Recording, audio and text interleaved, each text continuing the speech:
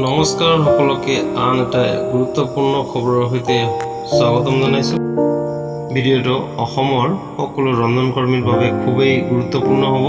সেয়ে এই গুৰুত্বপূৰ্ণ ভিডিঅ'টো অনুগ্ৰহ কৰি শেষলৈকে চাব আৰু ভাল লাগিলে লাইক এটা কৰাৰ লগতে শ্বেয়াৰ কৰি দিব।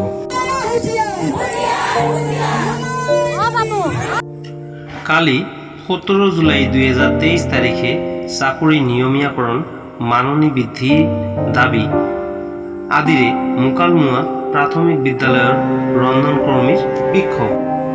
বিভিন্ন দাবীৰ সমৰ্থনত আজি মুকালমুৱা প্ৰাথমিক বিদ্যালয়ৰ ৰন্ধনকৰ্মীসকলে প্ৰতিবাদী কাৰ্যসূচী গ্ৰহণ কৰে।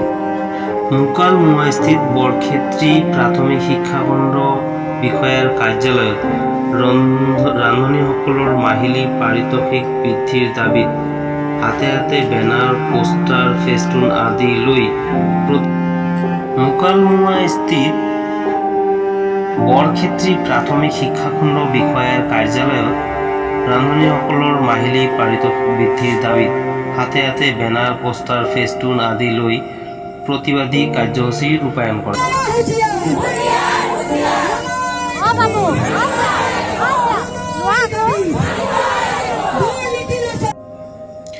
বৰক্ষেত্ৰী ৰাজচক্ৰৰ ভিন্ন প্ৰান্তৰ পৰা অহা সহস্ৰাধিক প্ৰতিবাদকাৰীয়ে ৰান্ধনীসকলৰ মাননি বৃদ্ধি কৰক, ৰান্ধনীসকলৰ চাকৰি নিয়মীয়াকৰণ কৰক, আমাৰ দাবী ন্যায্য দাবী আদি শ্লোগানেৰে পৰিৱেশ উত্তাল কৰি তোলে।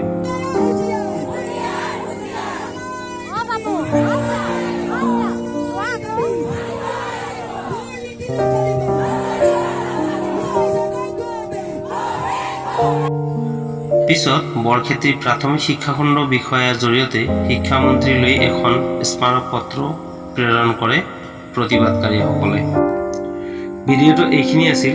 অনুগ্ৰহ কৰি ভিডিঅ'টো ভাল লাগিলে লাইক এটা কৰাৰ লগতে শ্বেয়াৰ কৰি দিব আৰু চেনেলটোত নতুনকৈ আহিলে অনুগ্ৰহ কৰি চেনেলটো ছাবস্ক্ৰাইব কৰি ৰাখিব।